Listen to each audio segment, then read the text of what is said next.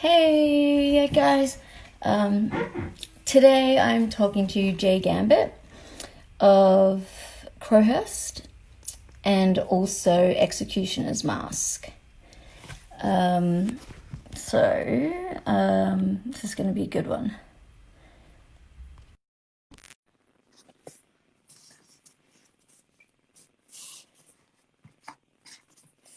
Just waiting.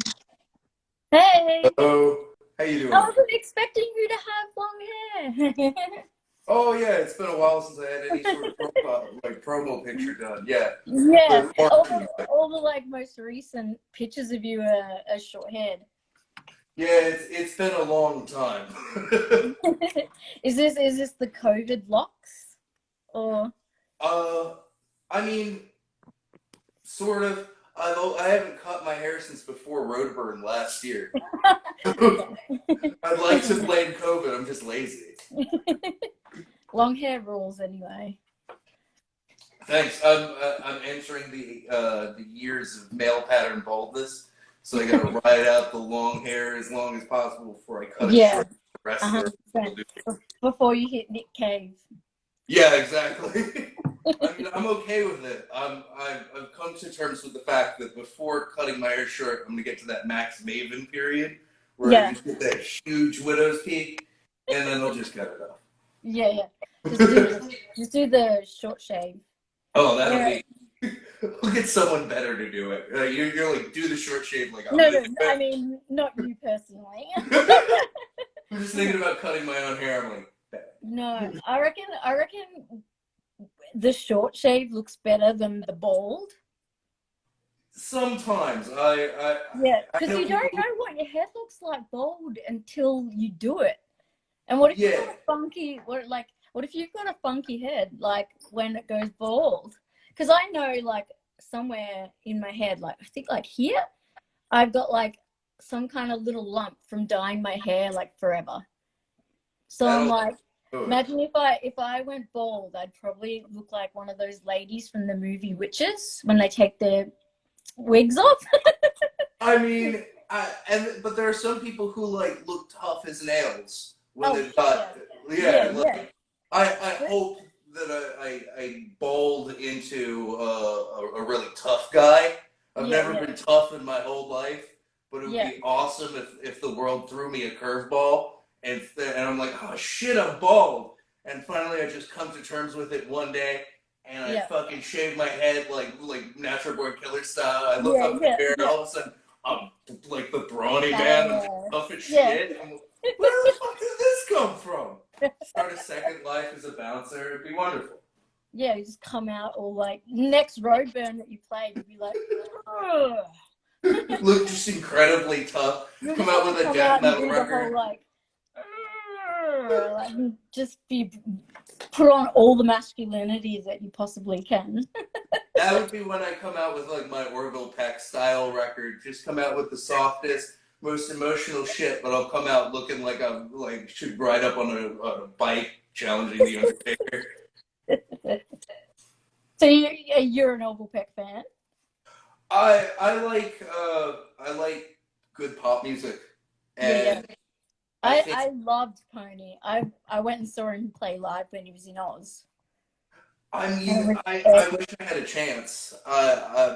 Every time he's been around, I haven't been around, so it's like I'll be on tour, and it's like, oh, he's playing at the Wells Fargo Center, 2 blocks away from my house. That'd be wonderful.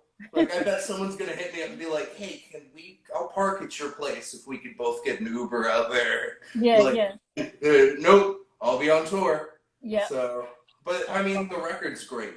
Yeah, Uh, I love it. I like listen to it quite a lot. But yeah, he playing live was amazing. He was amazing. I think that it's going to be weird to see how music comes back now because it's interesting to talk about like you got to see Orville Peck live. What the Yeah. fuck is it going to be like the next time anybody gets to see anything live? Live, yeah, Yeah, exactly. what a concept. We got to see It's some so shit that weird. is like I, happening. I yeah, I read like the weirdest thing late last night, which was like in America they're thinking about when you walk into a gig, like you walk through what do you call it, like a contamination like mist, like some kind of mist. And so they'll have like a like mini, you know, like a doorway that's like with mini sprinklers, and before you're allowed in, as you walk in and you get sprayed with all this, must be, I don't know what the fuck it is, must be like sanitizer or alcohol or sanitizer or some shit, but they're really 100% considering this and even talking about it for like worldwide, like for especially like I think big stadium shows. Like, stadium shows, it would make sense. yeah, I'm but thinking like a about real like, show, imagine just like all these people, like, and maybe you just like light a match and everyone sets on fire. If it's me.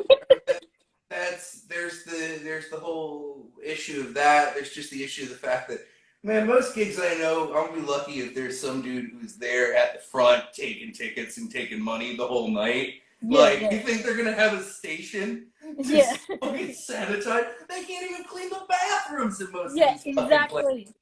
Like, Yeah, you yeah. know, the future of concerts, is gonna probably be outdoor festivals.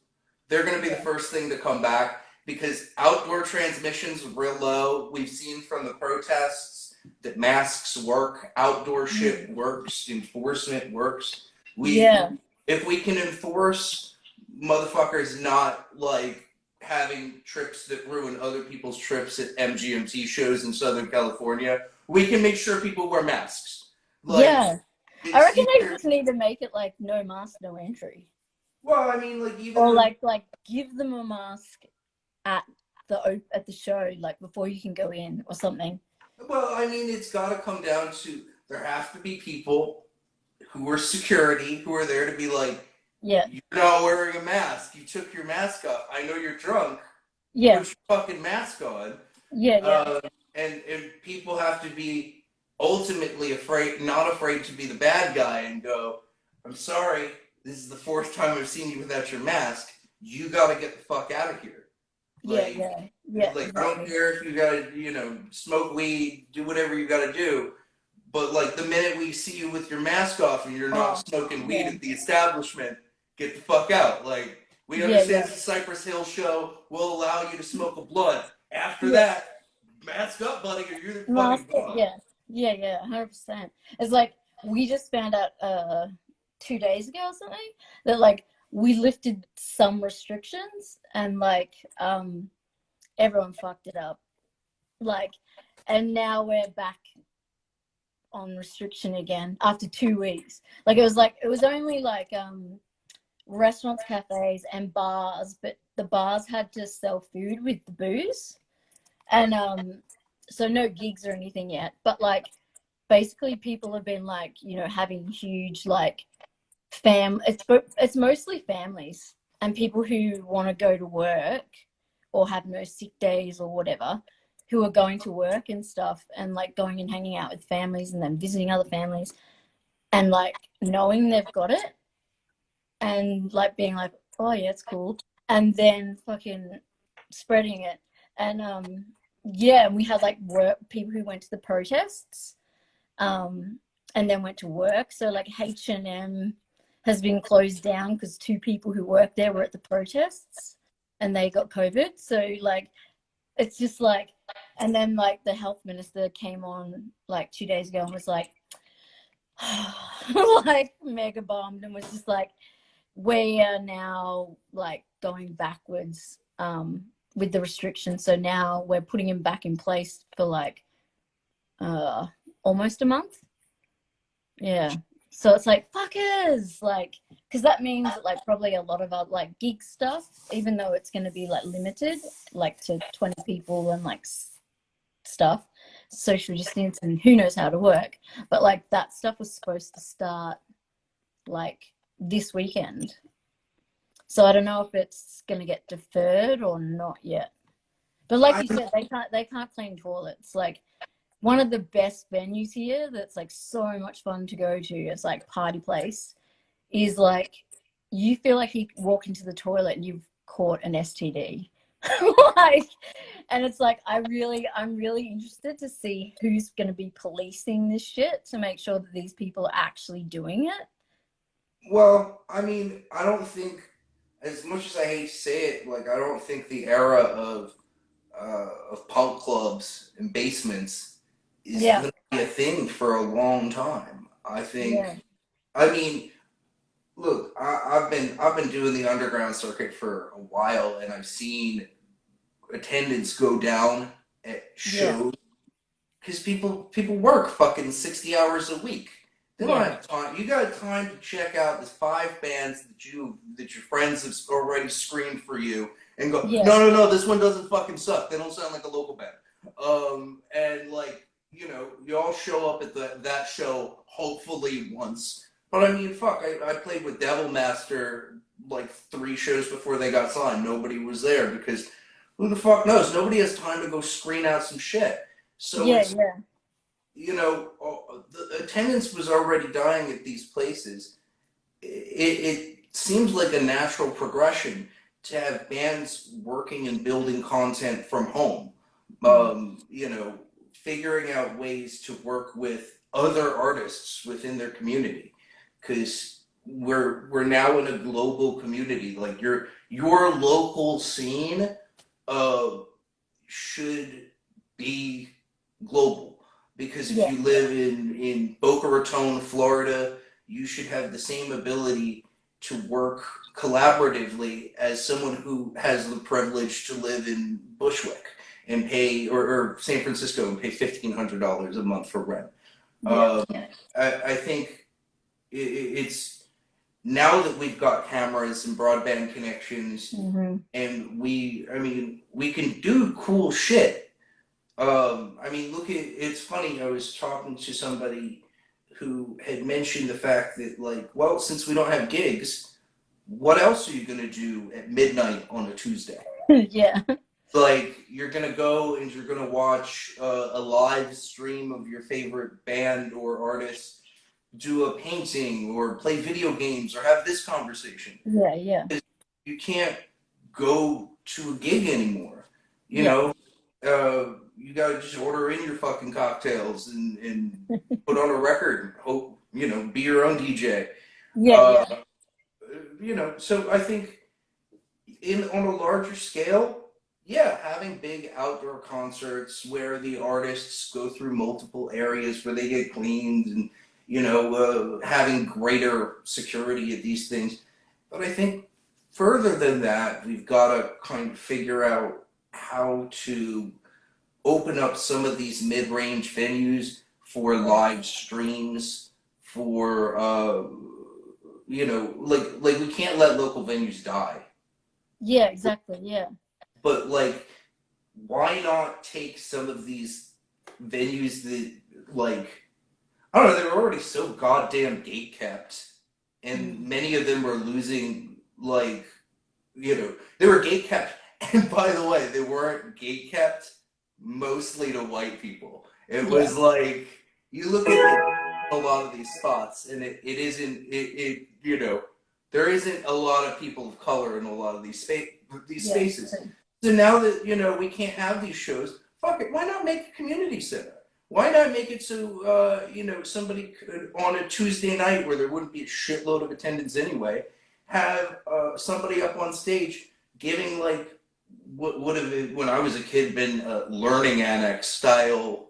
yeah, Okay, yeah, we're gonna go out and stream from a big stage this thing and record it, or we're gonna stream a lecture, something like that, where like, fuck it. Why don't we have this opportunity? I think a lot of these spaces would rather close up yeah, than yeah. I mean, than I'm a super nerd, so I would absolutely love lectures and shit. oh, I You mean, know? same here. I don't think it would be for lack of demands. I think it would be ultimately because doing that wouldn't be a profit endeavor. Yeah, exactly. That's the You biggest thing I think we're fighting against is it's the people who Like you've got the people who are there for the art, the music, the everything, and then you've got this huge annex that's just all profit. And I that's mean, like what we're fighting against, you know, that's the biggest issue.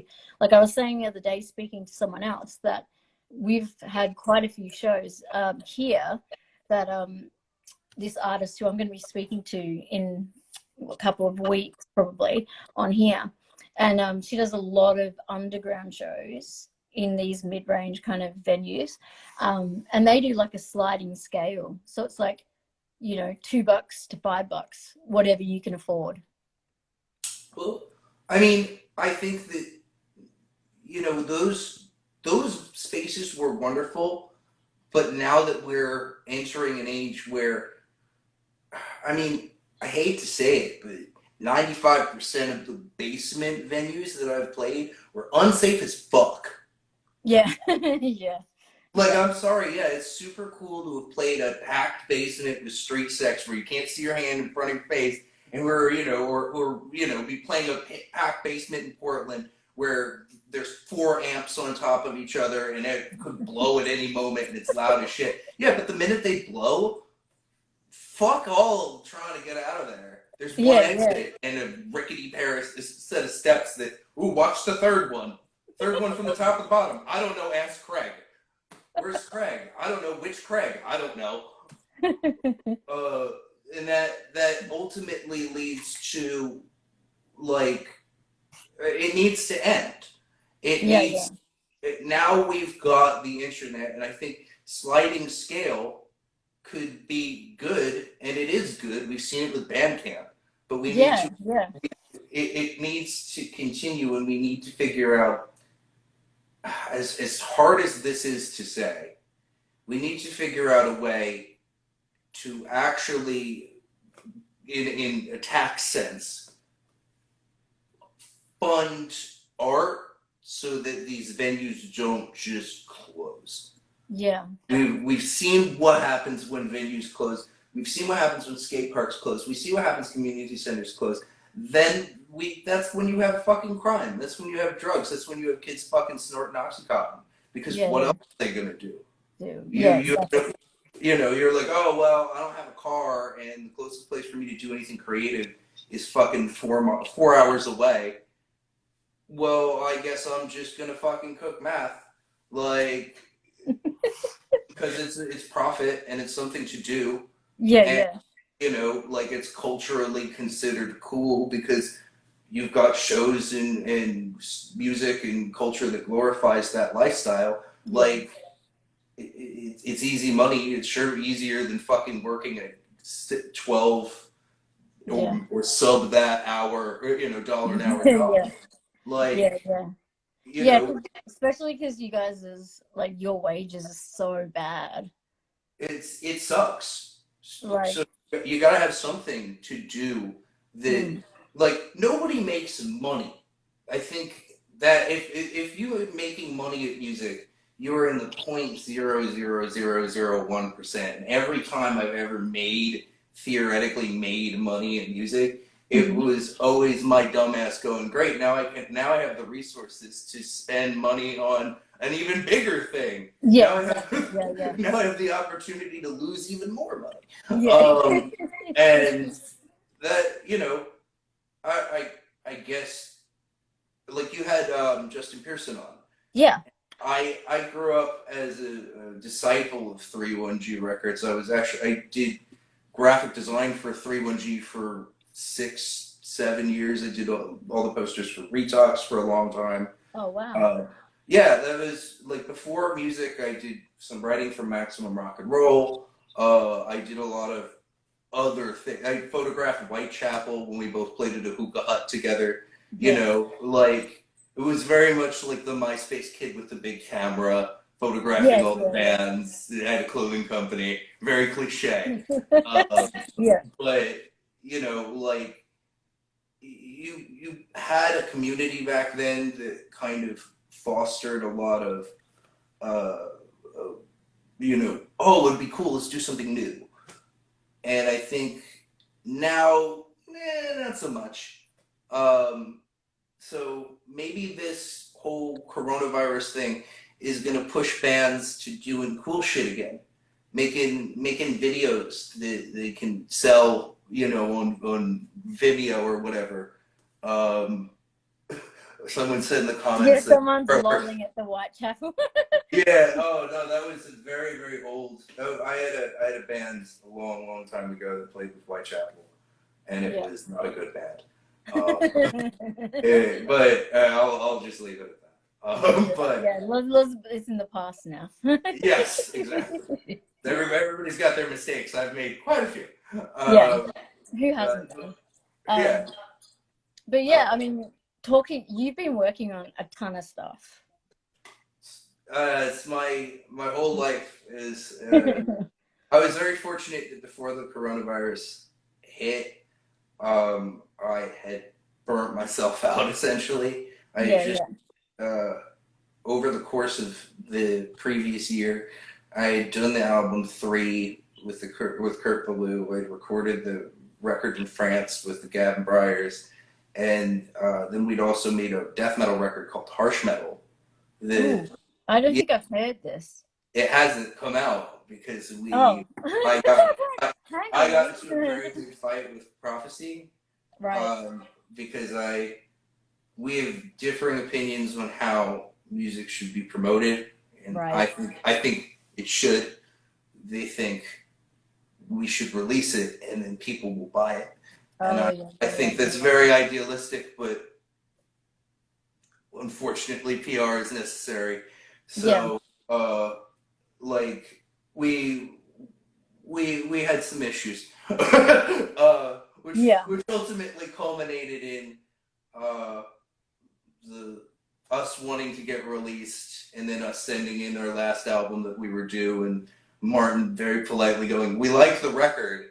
We would love to put it out, but we have a feeling that it would probably be best if we part ways for a little while." And I was like, "Excellent." So now I have this record in the back burner, and then I went and recorded the score. Maybe hit up Justin.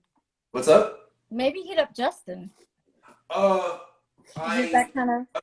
I would love to work with Justin, but I think that I have another project called The Crinkles that with members of Pig Destroyer and Outer Heaven, and Suffering Hour. That's like a hardcore band that might be a bit more right for 31G. Yeah, definitely. Yeah. But I don't know.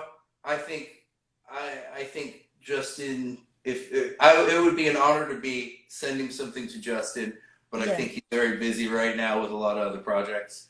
He just can't. But he can't stop.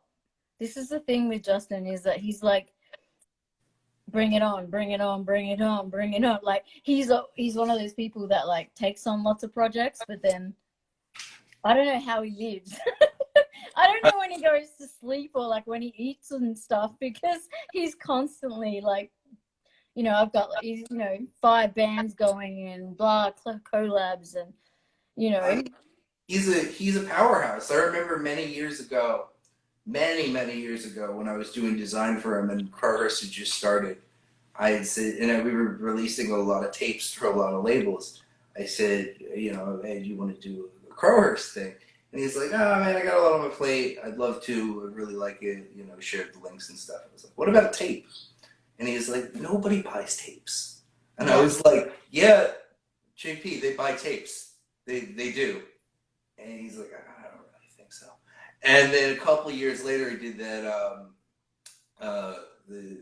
Headland City tape. Yeah. Like 5 minutes. I just remember being like, nobody I buys tapes. Yeah. I mean, I don't even have a tape player anymore. I don't even know where I'd get a tape player. Neither do I, but people buy the fuck out of them. People buy them, yeah. But I feel like maybe they buy them and then they buy the digital download. So it's like they have the tape. It's like about having the tape and like, I don't know. I know that like just who is it? John Darnell releases a lot of cassettes that go really really fast, and I can see that set owning tape players. I know Noise Kids who own they do. Yeah. It's just I don't know. It seems so fucking inconvenient. That's it. I'm like lazy as fuck now. Like I'm like, even a CD is hard work. Like I'm bored, you know, like it's like I just want a digital or a and that, I have everything on digital, and then the shit I really love I'll buy vinyl of. I Yeah. mean, I have a massive record collection, but it doesn't stop me from just wanting to yell to Google that I want to listen to something when I'm like making coffee. I really Yeah, don't want yeah, yeah, yeah. to go through the catalog, find what record it Yeah, is, exactly. Yeah. turn on the It's like pre, turn on the fucking the booster, and turn on the amplifier, and turn on the record player, and yeah, then yeah. put it on. By that point, I'm like, my eggs are burnt. I Yeah, just, yeah. I just want to listen to. I just want to listen to the Ghetto Boys in peace. Yeah, Like, yeah, yeah, yeah. That's so like I've got it set up. That's the like I've got a record like a second lounge room, which is like set up all with the records and shit. So that's like hanging out, having drinks, whatever, and like everyone chills. You put records on, but then I have like a huge Sonos in the lounge room where I can just play whatever I want when I'm cooking and doing whatever. Because I'll be like, I want to hear the song and I want to hear it now, and I'm not going to go look for it. Just yeah, like I yeah, love automation like that. That you can, yeah. boom. It's That's just like it's happening. I know. I love it. well, It's like it's funny how Spotify has changed how we share music. Like yeah, yeah. the playlists and stuff like that. Hmm. I my uh, one third of X Mask is Ryan from the Howling Void and Intestinal Disgorge and a number of like huge legendary underground death metal bands. Hmm. And he was not super familiar with like post punk when we started the group, Yeah. and it was just as easy as making a playlist. And, I remember back in the day, it was like, oh, I've got to find all these songs on Kazaa and Yeah. they're labeled correctly and then send the playlist. But you also have to send an M3U file because Yeah. things have to stay in order. Yeah. Yeah. Yeah. Like, now it's just like, here's a Spotify link. It's fine. Someone's Yeah. like, Yeah. send me a mix. And it's like, all right, what do you like? Let me hit up the daily mix for that. All right, let me go through. Oh, that'll be good. That'll be good. That'll be good. Yeah. Yeah. And, like within 20 minutes, you send somebody a mix and be like, wow, you really know about you weird soul music from the Yeah. 70s in Yeah. Eastern Europe. And I'm like, yeah, definitely. Yeah. Yeah. Definitely. Yeah. Totally. Um. So like I was gonna. So let's talk about like some of the shit you are doing at the moment, like Executioner's Mask, which is like I think you said it's kind of a bit of a AFI slash Nick Cave worship Yeah. kind of thing. And I know there's 2 tracks out already, but it's not completely out yet. Yeah, it's we recorded it last year Hmm. and it's just now we have another single that's coming out on Thursday. Oh, But sweet. yeah, and then the record comes out on July 10th. Yeah, Um, so not too far. no, I'm really excited about it. I mean, it's a fun record. It was really just a situation where I was dating somebody who had a very specific taste in music. Music, yeah. I was going off to tour, and she was kind of getting tired of trying to explain what Carverse was, which Yeah, is yeah. already like a fucking joke when I try and do it. Yeah, yeah. Like try and explain Kanye West's career in 2 sentences. Yeah, Yep, yeah. that's gonna be horrible. So she's like trying to explain noise, but black metal, but also experimental music when you listen to none of those things to Yeah. someone who listens to none of those things. Yeah. She was not. It was a futile prospect. So Yeah. Ryan had posted, "Hey, I was thinking about I have no projects now. Who does anybody want to start a band?" And I remember the moment I was sitting there in my then girlfriend's living room, Yeah. and she was listening to YouTube on her TV, and I think it was like Lebanon Hanover, and I was like, it would be really cool if Ryan's riffs were like post-punk refs. Because Yeah. I hear his shit and I love it, but like he'll be playing a death metal riff and it'll be like, and I think about, all right, now slow that 45 to a 33 and it's I'm like, oh shit, throw a 4/4 beat behind that and like, oh, that's Yeah. fucking post-punk there. Yeah. So it's aggressive ass post punk. I like it. So it was a no brainer to me. I was like, hey, you want to do this post punk project? And I was like, and then I remember turning to my then girlfriend and just being like, hey, so what don't you like about music? And she's like, well, I don't like anything that's got a female vocalist. And I was like, hold on. Oh, that's interesting. Like, she's like, I was like, even Susie Sue, and she's like, can't do it. She's like, can't do anything with yelling. And I was like, okay. And she's like, it's gotta have. Yelling. Yeah, I was like, well, no, all clean vocals in this project. It's just like gotta have a deep voice. So she likes stuff like Soft Kill, Tears for Fears, stuff like that. And King Jude. I'm like, oh, okay. I'm a baritone. I can nail this. And then Did you watch King Dude when I had him? Yeah, yeah. He was golden. I mean, I think that ultimately it's interesting to see how now neofolk is starting to be more mainstream. It seemed like for a long time it was only super goths and Nazis. Yeah, and, yeah. Now circling back around to Orville Peck, you start seeing people who are framing. You can't frame pop music as pop music anymore. It just doesn't work. You're not allowed to. You tell somebody something's pop music, and people are like, "Ew, corporate music? Don't get that. Get that shit away from me." Yeah. And if you just gave Orville Peck's music to somebody, like in a fucking Walmart parking lot on a fucking CDR, just some dude and be like, hey, this is queer singer-songwriter music. You'd be like, that's interesting. And you'd be like, oh, this guy has a nice voice on your way home, and then you never think about that CD again. But the whole image of the cowboy with the mask, and especially coming right after Lil Nas X. Yeah. Culturally, we were at the right point, in both aesthetically and musically. I think right now, in extreme music, we've had OS worship for the past 10 years. The first half of the 2000 or the 2010s was this OS black metal worship. It started in 2010, kind of eclipsed in 2015 when you had Sunbather come out, which was the ultimate rejection of old school worship. Fuck, man, someone did Alcest, but kind of different. And is it black metal? I don't know. There's a Fonz on the cover. Fuck.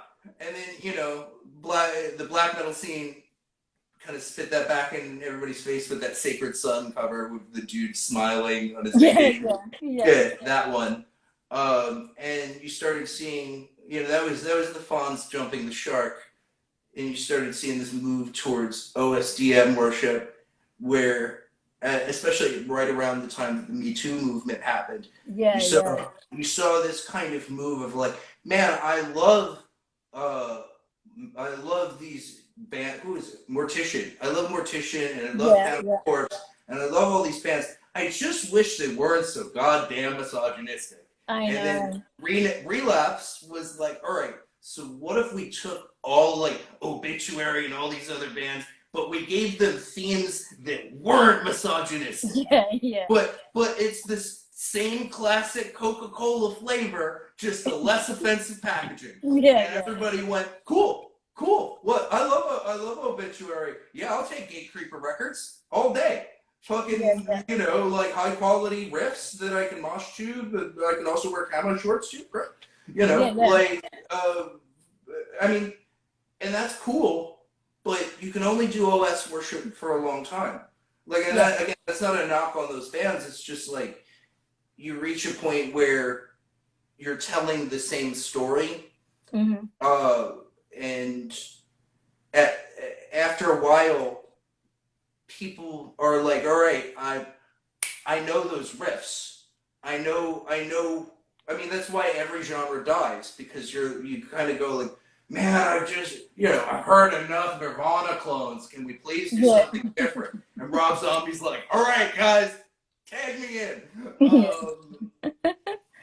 So you've got to see something new happen, and I think now you're starting to see this change in attitude towards what would be in my youth considered pussy shit, clean Yeah. vocals and Yeah. fuck Well, I clean mean, like, vocals, and they're singing about their feelings, and yeah, yeah. it's like there's somebody singing about their feelings. I don't know, is it Boston hardcore, or is it the Suicide File? Like, I understand he's upset, but was he standing out in the cold, and was his heart so alone? Can I mosh to this? Fuck, I can't feel to it. I love that you mentioned Suicide File, because I fucking love that band. Oh, I love Suicide File so Like, much. seriously, So I can listen to oh, what is it? The album, I've forgotten the name of it now. I've been having these total Some blank. mistake you never stop paying for. That is That's like such a great that record. entire album from start to finish is like I've always wanted to, like, someone told me that the singer is a professor, and now I'm like obsessed. Even more so, I'm like, I need to find this human being. Like, yeah, he's like some really smart, fancy pants professor, so apparently. But yeah, I fucking love that album, start to finish. It's legit. It's But fantastic. pardon? But yeah, I just think now that society has progressed past the need for all breakdowns, all screaming, all the time. Yeah. Now it's cool to have people who are just singing, and maybe There's a lot more vulnerability, especially. Yeah. well, I mean, it's kind of like, But like a, what do you call it? Like upfront vulnerability. well, you've got thinking about the whole movement with the whole thing with the juggalos, with the people discovering fuck your rebel flag. I still can't understand that movement, but it makes me laugh. I always love watching the Juggalo festival things, like when they show them, and I'm just like it's like a really bad reality TV show, and I'm always like there just mystified by like these people in the crowd, what they're doing. I went to high school in Florida. I grew up listening to ICP. Juggalos were goths and goths were juggalos. It's the same fucking thing. And for me, as someone who grew up in a very queer positive household with an affinity for what do I say, girls on the curvier end of things, and there was no representation. There was no representation for Jews, no representation for people who like curvy women, very little representation for queer people in the 2000s before that. And, like hardly any sex positivity. And then here you had these horrorcore rappers who were like, fuck genres, fuck body standards, fuck, basically like just be happy, live your life on this earth, and don't let anybody get you down. I remember that was like something people made fun of when I was a kid. And now, it's kind of a couple of years ago, people went, oh shit, these juggalos, they hate Donald Trump too. They seem pretty cool. They're not like the ignorant racists that we thought they were. And then juggalos were like, yeah, we've been saying like fuck racist since '92. Like, where have you been? And everybody went, oh yeah, but you did do the magnets thing. And then now that all this happened, and I guess somebody wore their "fuck your rebel flag" shirt, and people were like, "Hey, could you reprint that?" So ICP did, and now everybody's like, now it's a cool thing. And thinking back to what attitudes are now amongst young people, it's no surprise that more vulnerability and the more sensitivity towards, oh, okay, singing, that's cool. I don't feel like I'm gonna be labeled a little bitch for listening to something with melody. And I think that bleeds into the fact that, you know, kids aren't making fun of juggalos and goth kids anymore. There's real, like, there's incels now. Yeah, yeah. We've progressed past the point of being like, oh, those kids like cheap soda in horror movies. Aren't they weird? Like, come on. Like, Juggalo is a widely accepted subculture. It's been around fucking as long as I have, like 30 Yeah, she has years. the Fuck's first, sake, yeah. man. You can't pick on people anymore for that. So having that whole element of what, you know, what is considered taboo in the eyes Yeah. of like young people be rewritten, I think is going to allow for a new wave of what is considered extreme. Yeah. And it won't. I don't think it's going to be your black. Just buffering. Oh, is it buffering? There we go.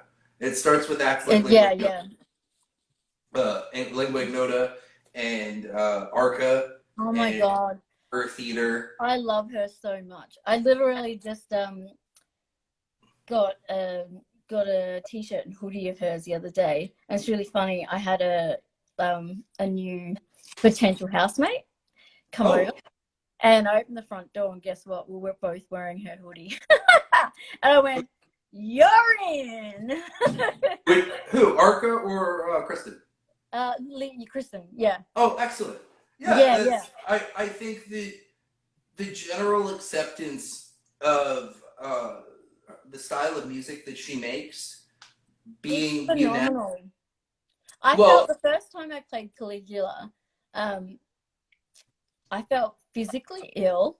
Like I had an actual, you know, you have an actual reaction, and it was like I felt physically ill, and I felt like, I think I cried. I just felt so emotional, and I was like, fuck, if any artist, like, I'm dying to see her live. She was coming over to play live, but then COVID happened, so she was supposed to be here in like July, and yeah, and then COVID happened, and yeah, I've seen so much footage of her live online, and been like if like just the album, her and everything is fucking next level. To see her live would be amazing, and then I like just, oh, that to me is like next level music, like, you know.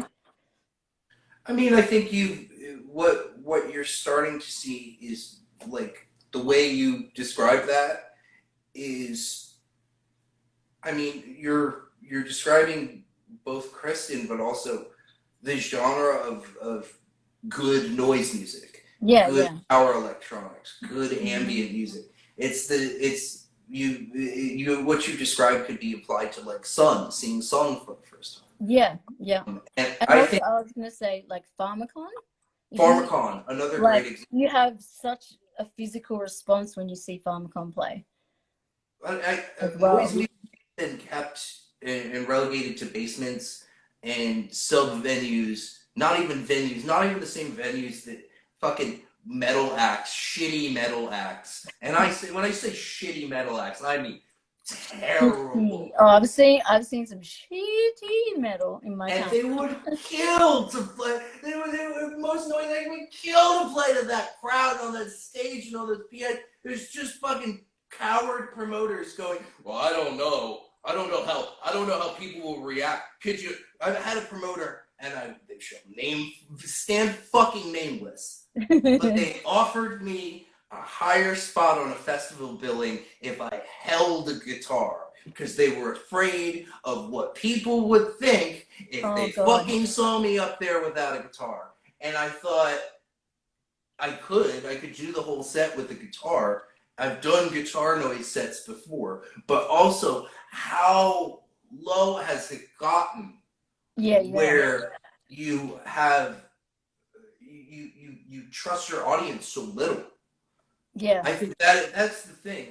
You have labels for a long time have taken it too little of a risk. yeah. Um, Yeah, I'll give like you a you said, it's perfect. that kind of cowardice, especially amongst that like metal doom kind of crowd. There was a fear for a long time of like mixing the folk stuff and the noise and all that in with that crowd, because they were like, oh no, they're gonna think it, like you said, pussy shit, and Yeah, they're just not gonna be interested. And it's like, you're totally underestimating your fan base. It's like, do you think that they like people can't accept other genres? Like people are inspired by all kinds of genres, and you don't know it. Like circling back to King Dude, for example, King Dude was black metal before he became King Dude. A lot of yeah, people, he had a black metal band for years and years and years and years, and like super long hair, and like it was all metal. And then it was yeah. like, I reject this shit, and then became King Dude. I think you know with it took him also releasing his own music because he Mm. started not just religious music.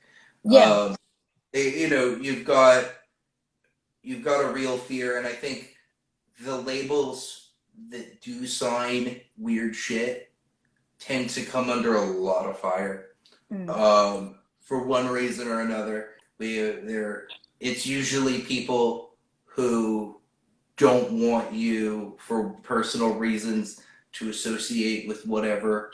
So they'll be like, oh well, this his brother's sister's cousin, you know, said something bad about the Jews. Why Yeah. would you put on that label? Are you a Nazi sympathizer? Mm. You know, I see people who like are like, man, it's such a shame Fantano said all those racist things, and it's Mm. like, a Fantano never said like Fantano had a parody site that he immediately apologized for, and then a year that was like 6 years ago. In the past 5 years, he's done nothing but like post far left, you know, Stuff. same Yeah, side yeah. all that stuff. Why do you have to shit on anybody who gets reviewed by them that you don't like, and why do you have to then be like, oh well, it would be cool if he wasn't a fascist. Do you like fascists? Yeah. Huh? Why are you reposting a fascist site? And you're like, Jesus, man, I was just proud of the fact that like I got recognized by one of the biggest music press people. Yeah, the biggest music press people's a fascist. Do you like fascists? It's like, fucking calm down. He says he's been fucking preaching the same books that you've been quoting for the past 5 years. I don't know what more do you want. And Yeah. it's like I get shit for being on profound lore, and it's like, Really? okay, how many POC owned underground labels are there? Oh wait, not many. None. Pretty much No, not. Yeah, yeah. Very few, I not imagine. many motherfuckers have my skin tone and are putting out successful records. But that Chris is. Chris is, you know, like people are upset because dude doesn't make statements. And it's like, man, a why would he when anytime he has, he's been crucified for it. But also, like, people don't owe you. Like I understand if he was like a white guy, Yeah. but like people who are not white don't owe you an explanation as to where the line is drawn for them. Yeah. Exactly. Like, you know, like if they fucking say they're not racist and they actively are doing their best, like no one was gonna, no one is going to take chances on new artists like Chris has, and Yeah. a lot of times that means that he's the first person to break a revolutionary feminist album like Caligula, Yeah. or put out an album that helps take doom into a place that is a bit more artistic and a bit more sensitive, like he did with the Pallbearer and Yeah. Bell Witch albums. Like those are things that you know you could put out more shit that you know will sell. Yeah. There are plenty of record labels that will happily rest on the same old school worship, and that's super cool. But to be able to say like, I like this, I have faith in this, I Yeah. will put, I trust your vision. If you want to pick out a designer, design this, do this. Most labels don't do that. So I think, you've got a lot of people who would rather it just stay the same and Yeah. keep the same old guards in power. But that ultimately, circling back to the original question, Yeah. it will take us to a place where we're not gonna get many new albums like our like Arca and our like Kristen's album, Yeah. and just the fact that Dream Crusher doesn't have a major label deal, that Dream Crusher's not on Warp or Profound Lore or fucking Sacred Bones or No. one of those labels, blows my mind. Blows my fucking mind. Yeah. Like to me, just like, why? Well, is it easier to put out another old school record? Yeah. Yeah. Because if you want to circle back to the shit that like makes a difference, think about what the kind of risk that Equal Vision took putting out Jane Doe, or Yeah. circling back to the X Mask record, the great story of Davey Havoc and AFI bringing, I think it was Black Sails, to Nitro Records in Chester, listening to it and going, I hate it. Yeah. I Yeah. hate it, and I don't know who will buy it. Yeah. And Davey Havoc was like, people will buy it. It's have you heard of the Misfits, Chester? And Yeah. Chester's spending his money and being like, I don't know. I Yeah. guess. Yeah. Like that, like the is it scary? Dating myself, the Gus Van Sant, the cameo in Scary Movie, where he's getting his money. That's how I imagine Chester from The Offspring, or whatever Yeah. his name is, from The Offspring, being like, whatever, that's fine. Nitro will put it out because you're under contract, and we don't have the money to have you re-record new songs. And that's, it takes the balls to say, I trust an artist's vision, whether or not it's going to sell. I trust it because it's going to bring music forward. That's how you get your Genghis-Trons and your Converge and your Dillinger Escape Plans, and that's it. Like, It always helps those to remind always- people that up until the 2000s, grindcore was like dirty word for a lot of people. It's like, Yeah. you play grindcore? Ew, that's the lowest form of hardcore. And now grindcore is accepted as a mainstream form of extreme music. So. Oh, we got a little bit of buffering. We've What'd you say? You're got a little bit of buffering mad buffering hard. happening on your side. I am as well. Oh, I'm getting robot voice. Hold on. Let me see if I can try and move the thing. Say something. Oh man. I just checked on my end, and I'm good. So, What'd you say? little blurfly. I'm catching like little. I can try and move this to an area that there's difference, maybe. You can hang up if you want and just call back. I can. Oh, no. Here, I'll Then hang we'll up. I'll stop call the right session. back. Yeah. Okay. Sorry, guys. This internet technology, we've had so many issues with buffering. I thought Australia had bad internet, but apparently my internet is perfect, and everyone else's is crap. So yeah. And if anyone has any questions as well, feel free to write them down the bottom in the comment section, or the little boxes down the bottom with the question mark, and then they'll come through straight to me. Here he comes again.